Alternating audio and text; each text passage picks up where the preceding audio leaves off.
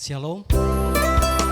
Bapak Ibu, saudara-saudari yang dikasih oleh Tuhan, salam jumpa lagi kembali dalam renungan Minggu.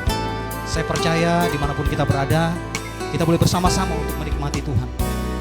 Biarlah lewat pujian, penyembahan, bahkan firman yang akan kita terima, boleh menjadi berkat bagi kita semua. Terima kasih Tuhan Yesus, Kau Allah yang baik Tuhan. Kau Allah yang luar biasa dalam kehidupan kami. Bawa kami masuk dalam ruang kudus-Mu Tuhan. Kami mau menikmati Engkau lewat pujian kami, lewat penyembahan kami. Terima kasih Yesus. Urapi kami Tuhan Yesus. Haleluya.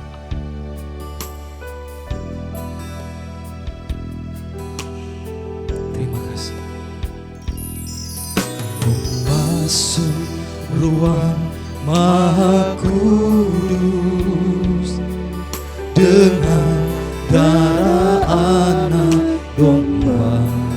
Ku masuk Tuhan, ku masuk dengan hati tulus. Kami mau menyembah-Mu, menyembah yang maha kuasa. Mari masuk ruang Maha Kudus. Ku masuk ruang Maha Kudus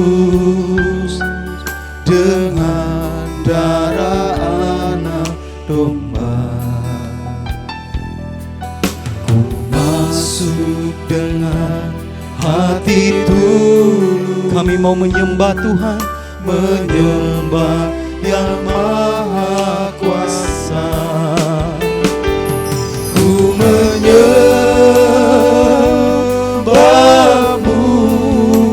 sembahmu, ku sembahmu. Semua menyembah Tuhan. Ku menyembahmu, Ku sembahmu, ku sembahmu, sebab namamu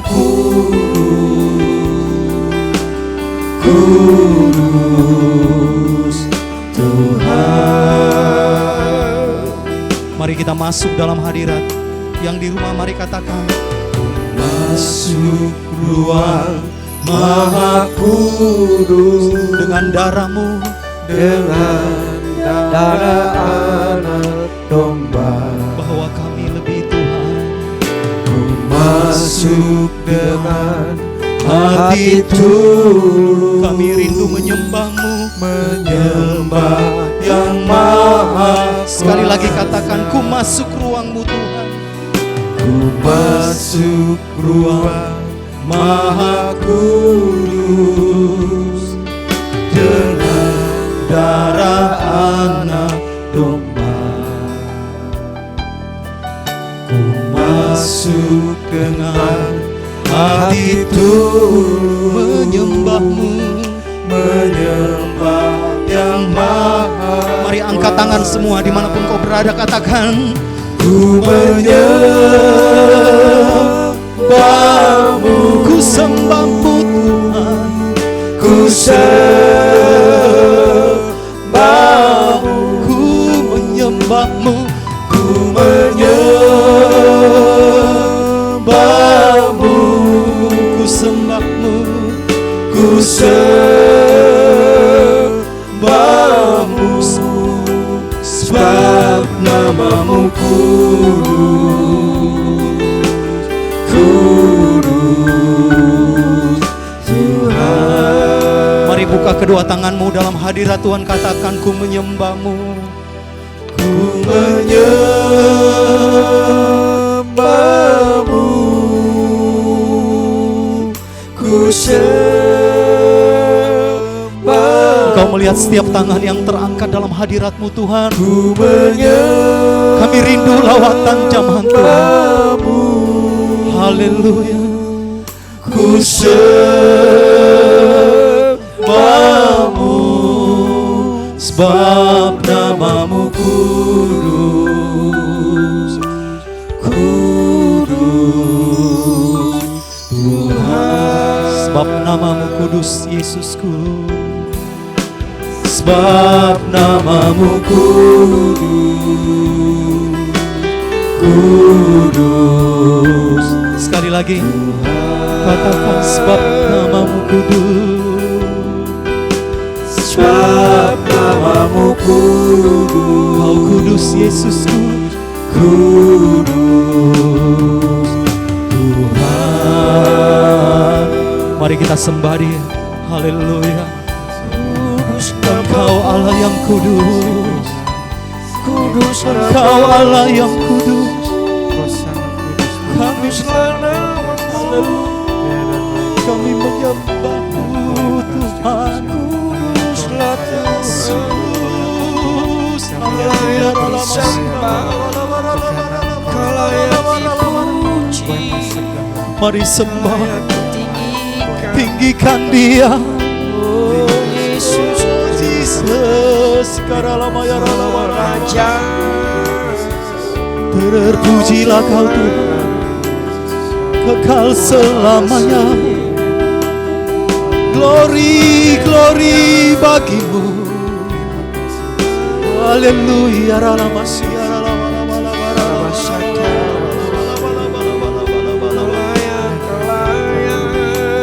Kau Allah yang kudus Tuhan. Dahsyat Engkau Yesus. Dahsyat Engkau Bapa kami. Terima kasih Tuhan. Terima kasih Yesus.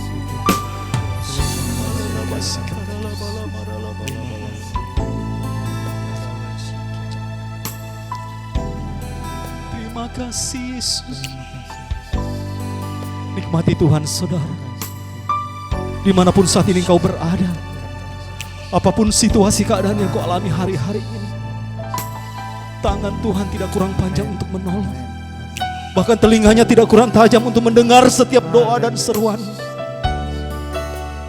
Gak ada yang menghalangi karena dosa kita. Percaya, kau disucikan, dikuduskan oleh Allah. Hidupmu berkenan bagi Dia, sehingga setiap seruan doa kita boleh didengar dan dijawab oleh Tuhan. Terima kasih Tuhan Yesus. Terima kasih Yesus. Tiba saatnya kami akan dengarkan firman Tuhan. Kami rindu pengurapan-Mu turun atas hamba-Mu yang akan membawakan firman Tuhan. Urapan dari tempat yang maha tinggi, mengurapi, sehingga firman yang disampaikan sungguh-sungguh suara Tuhan yang kami dengarkan. Kami percaya Tuhan, kami boleh diberkati lewat firman. Di dalam nama Yesus Tuhan, kami sudah siap untuk dengar firman Tuhan. Yang percaya, dimanapun kita berada, sama-sama kita katakan amin. Amin. Salam, saudara kasih dalam Tuhan yang di rumah, yang saat ini sedang menyaksikan satu acara renungan tengah minggu. Seperti biasanya saya menyampaikan renungan-renungan yang membawa saudara untuk hidup sebagai orang Kristen yang normal. Karena banyak orang hanya melakukan semua kegiatan-kegiatannya hanya di tempat ibadah. Itu sebuah konsep keagamaan, semua berpusat ke tempat ibadah. Tetapi dalam kekristenan, pusat kekristenan atau pusat kehidupan kekristenan itu kepada diri masing-masing. Karena ada firman berkata, tahukah kamu bahwa tubuhmu adalah bait Allah dan Roh Kudus ada di dalamnya. Jadi bait Allah yang sesungguhnya adalah saudara yang percaya pada Yesus. Atau tempat ibadah itu yang sesungguhnya, tempat ibadah yang hidup adalah saudara sendiri. Pribadi kehidupan saudara sebagai orang Kristen. Sebab itu kegiatan-kegiatan di gereja itu harus menjadi kegiatan sehari-hari dalam kehidupan pribadi saudara. Ada banyak di dalam Alkitab ini ciri-ciri orang Kristen yang normal dalam kehidupan sehari-harinya. Bukan dalam gereja, tapi kehidupan sehari-harinya. Baik di rumah, di luar atau di luar rumah. Dia akan terlihat Kristen yang menunjukkan yang normal. Dia tidak akan malu, dia akan berani, dan dia tahu konsekuensi sebagai orang percaya, sebagai pengikut Yesus adalah kematian. Karena kematian adalah untung bagi orang percaya. Hidup bagi Kristus. Jadi mau hidup atau mati buat orang Kristen tidaklah menjadi sebuah persoalan. Tapi yang menjadi persoalan, apakah selama hidup jadi orang Kristen serupa enggak? Semakin serupa enggak? Semakin serupa dengan Yesus tidak? Karena memang itu visi utama orang Kristen. Baik juga buat orang Katolik, buat Protestan, buat orang Ortodoks, bahkan buat orang-orang mungkin Protestan Injilik, Pentakosta, Karismatik, bahkan Mesianik, apapun alirannya saudara. Visi utamanya adalah 1 Yohanes 2 ayat 9, ayat 6. Barang siapa mengaku dia ada dalam dia, dalam Yesus, siapa saja yang mengaku dia orang yang percaya, itu menunjukkan dia ada dalam dia, Yesus. Dia wajib hidup seperti Yesus. Sebab itu untuk semakin serupa dengan Yesus, kita harus menjalani sebuah proses kehidupan yang banyak orang Kristen gak ngerti dan gak tahu. Karena itu yang menjadi persoalan. Apakah saudara semakin seperti Yesus gak? Coba saudara koreksi diri sendiri. Berapa tahun saudara jadi orang Kristen? Sejak lahir. Umur berapa sekarang? Apakah semakin seperti Yesus gak? Apakah saudara termasuk orang Kristen normal? Karena saya menemukan beberapa waktu yang lalu saya sudah sampaikan. Ada 6 ciri yang sudah saya sampaikan. Yang pertama, ciri orang Kristen adalah dia senang menyanyi pujian penyembahan, ucapan syukur kepada Tuhan. Dia senang menyanyi dimanapun. Itu ciri pertama. Ciri kedua, dia senang membaca dan merenungkan firman Tuhan. Karena Alkitab merupakan pegangan sumber hidupnya. Yang ketiga, itu orang Kristen selalu senang punya tempat untuk berdoa. Karena itu tempat di mana dia ingin menemukan Tuhan. untuk membangun hubungan pribadi dengan Tuhan. Itulah gereja. Itulah gereja yang hidup. Kalau saudara kembali ke gereja itu gedung, hanya gedung tempat saudara. Begitu saudara keluar dari gereja, saudara yang gereja. Itu rumah saudara yang disebut gereja. Itulah tempat, waktu dan khusus saudara bangun untuk membangun hubungan dengan Tuhan dalam waktu tempat untuk berdoa. Yang keempat, dia akan senang mengucap syukur dalam segala sesuatu, sebab segala sesuatu itu atau segala hal itu bicara tentang nasib baik maupun nasib buruk. Persoalan Kristen bukan punya nasib baik atau nasib buruk. Persoalannya apakah kita akan siap diproses gak dengan hal-hal yang baik dan dengan hal yang buruk. Dua-duanya adalah alat proses. Sebenarnya orang Kristen jangan kecil hati kalau saudara mungkin menjadi orang yang kurang dalam kelimpahan. Sementara ada orang Kristen yang kelimpahan dan diberkati. Bukan berarti Allah tidak adil. Mungkin saudara yang kekurangan kelimpahan sudah diproses secara Kristennya untuk menjadi serupa dengan Yesus dengan kekurangan-kekurangan yang terjadi atau dengan keburukan-keburukan atau dengan peristiwa-peristiwa nasib buruk. Ada orang yang dibentuk dengan nasib baiknya. Sehingga orang semakin diberkati, semakin dia menjadi bagian dalam pekerjaan Tuhan dan pelebaran kerajaan Allah dengan kelimpahannya. Dia muliakan Tuhan dengan hartanya. Yang kelima, dia senang mengampuni orang lain. Kenapa dia gak mau menyimpan kesalahan orang lain? Saudara tahu kan kalau menyimpan kesalahan orang lain, saudara gak bisa tidur. Apalagi saudara disakiti, dilukai, saudara tidak bisa tidur. Itu jadi penyakit, secara jasmani jadi penyakit. Tapi secara rohani Alkitab katakan, kalau kau tidak mengampuni orang yang bersalah, maka Bapa di surga juga tidak akan mengampunimu. Saudara bayangkan kalau kita gak minta ampun sama Tuhan, Tuhan gak ngampuni kita, saudara bisa tahu kerasakannya kalau Tuhan tidak mengampuni kita. Karena pengampunan adalah itu benih damai sejahtera, ketenangan ketentraman. Jika kita mengampuni orang lain, kita membuka pintu untuk pengampunan Tuhan yang memulihkan pikiran dan hati kita. Itulah proses. Sehingga dengan sendirinya kita akan menjadi serupa dengan Kristus. Karena Yesus juga pasti dia seorang pribadi yang menyanyi dalam ibadah, dalam sehari-harinya. Dia seorang yang firman Tuhan yang hidup. Alkitab menuliskan Yesus juga punya kehidupan dari umur 12 sampai 18 tahun Yesus. Tidak tertulis dalam Alkitab, dalam tradisi Yahudi, umur 12 tahun dia udah harus masuk yang namanya madrasah, yaitu sekolah Taurat. Yesus juga adalah orang yang punya tempat waktu untuk berdoa, membangun hubungan dengan Bapa, menjaganya pagi, siang, dan malam. Yesus juga selalu siap mengucap syukur apapun yang dialaminya, baik atau buruknya yang dia terima, dia tetap mengucap syukur kepada Bapa. Dia juga mengampuni orang yang bersalah. Kita tahu pada waktu Yesus disalib, yang pertama kali dia ucapkan dalam 7 kalimat atau 7 perkataan di atas salib, pertama kali Yesus mengucapkan pengampunan.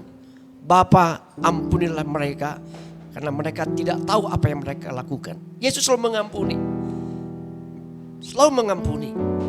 Karena itulah ciri utama Allah, kita Allah mengampuni. Pengampunan adalah untuk membereskan dosa kita. Dan hari ini renungan tengah minggu,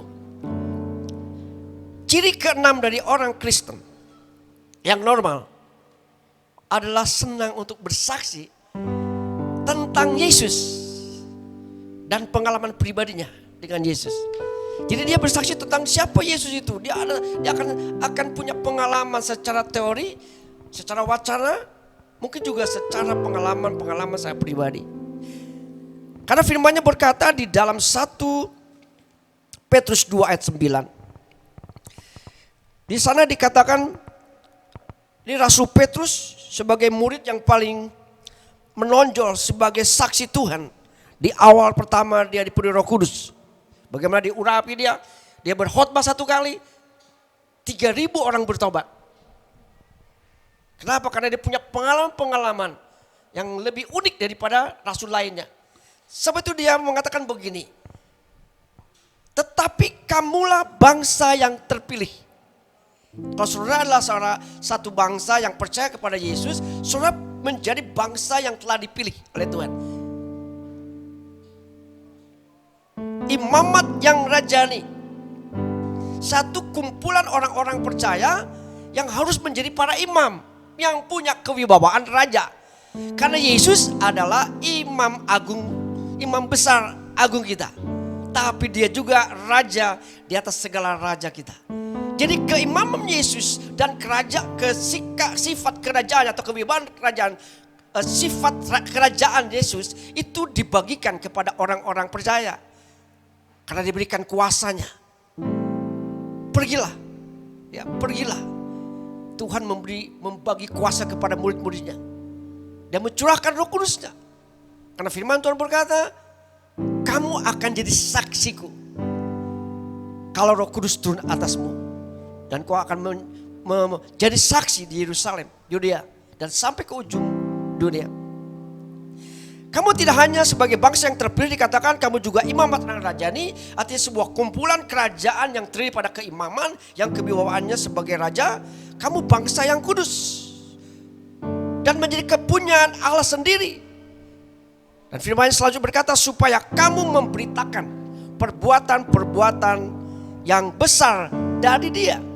Dari Yesus sebagai Tuhan dan Rajanya. Karena Dia telah memanggil kamu keluar dari kegelapan kepada terangnya yang ajaib. Semua orang yang pernah mengalami lahir baru, itulah titik di mana dia keluar dari gelap pada terang. Apalagi kalau mereka adalah orang-orang yang bukan dari lahir Kristen. Mereka bisa memberikan bukti dan waktu dan kapan dia keluar dari gelap kepada terang. Tapi kebanyakan kita yang lahir Kristen, kita nggak punya waktu atau tempat kapan saudara keluar dari gelap dan ke terang.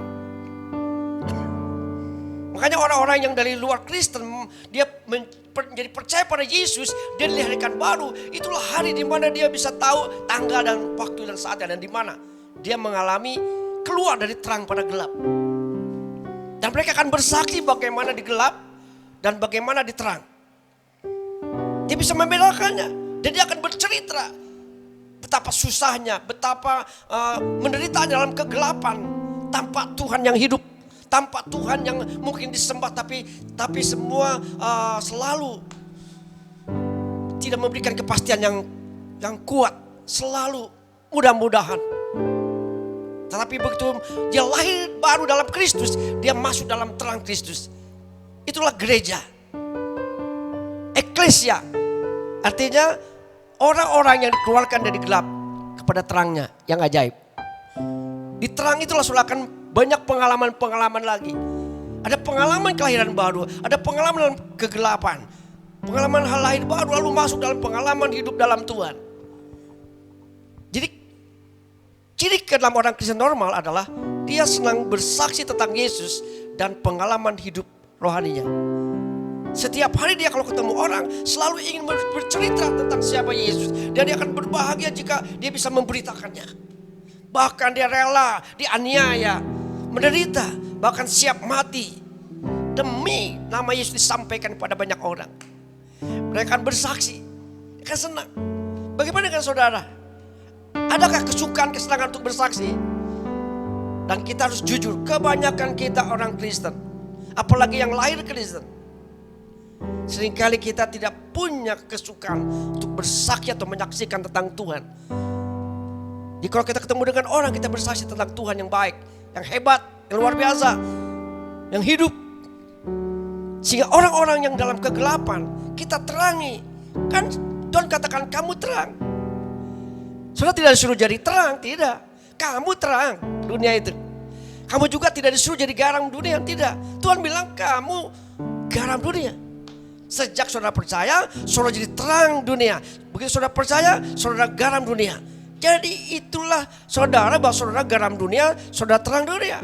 Karena Yesus pernah berkata, selama aku di bumi pada waktu 2000 tahun lampau, Yesus di bumi, akulah terang dunia. Tapi pada waktu aku pulang ke rumah Bapa, kamulah terang dunia itu.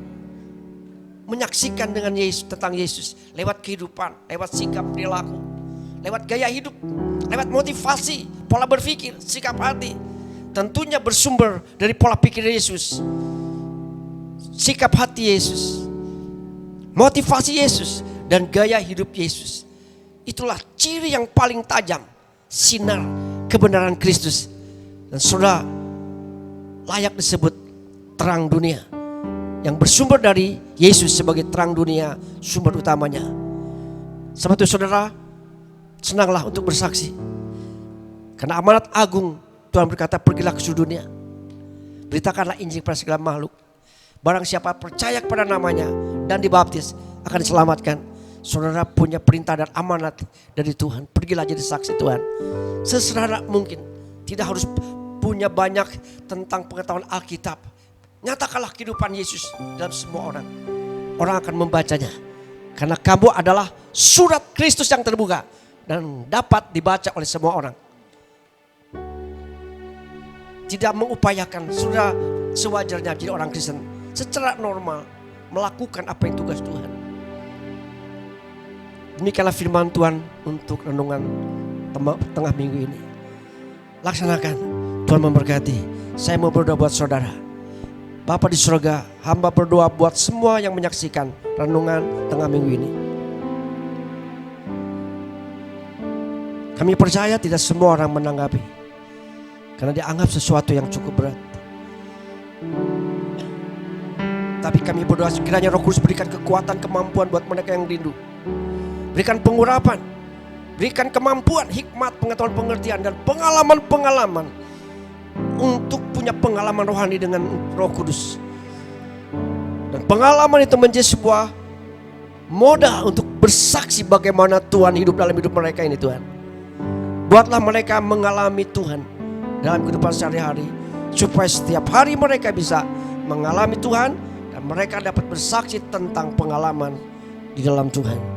Dalam nama Yesus, aku serahkan mereka dalam kasih karunia Bapa, memberikan kemampuan mereka untuk menjadi saksi Tuhan dimanapun mereka berada. Haleluya. Semua baik, semua baik, apa yang telah kau perbuat di dalam hidupku. Baik, sungguh teramat baik, kau jadikan hidupku berarti. Semua baik, katakan. Semua baik, semua baik, apa yang telah kau perbuat di dalam hidupku. Semua baik, sungguh teramat baik, kau jadikan hidupku berarti. Kau jadikan hidupku berarti. Kau jadikan hidupku berarti. Terima kasih Tuhan buat firman-Mu Tuhan. Jadikan kami saksi-Mu Tuhan Yesus. Dimanapun kami berada, kami boleh berkata tentang apa yang Tuhan sudah lakukan dalam hidup kami. Kami tidak pernah takut Tuhan. Waktu kami mau bersaksi tentang Tuhan, maka Tuhan tidak akan pernah menolak kami. Tuhan memperlengkapi kami, sehingga kami boleh katakan segala sesuatu yang boleh kami alami hingga hari ini, itu karena kebaikan Tuhan dalam hidup kami. Terima kasih Bapa. Terima kasih bagi Bapak, Ibu, Saudara-saudari dimanapun berada yang menyaksikan renungan tengah minggu. Kami percaya kita boleh diberkati lewat firman Tuhan, lewat pujian penyembahan. Kerinduan saya minggu depan, mari sama-sama rame-rame nonton ya. Kita sama-sama beribadah sehingga kita mendapat berkat dari Tuhan. Terima kasih, Tuhan Yesus memberkati. Shalom.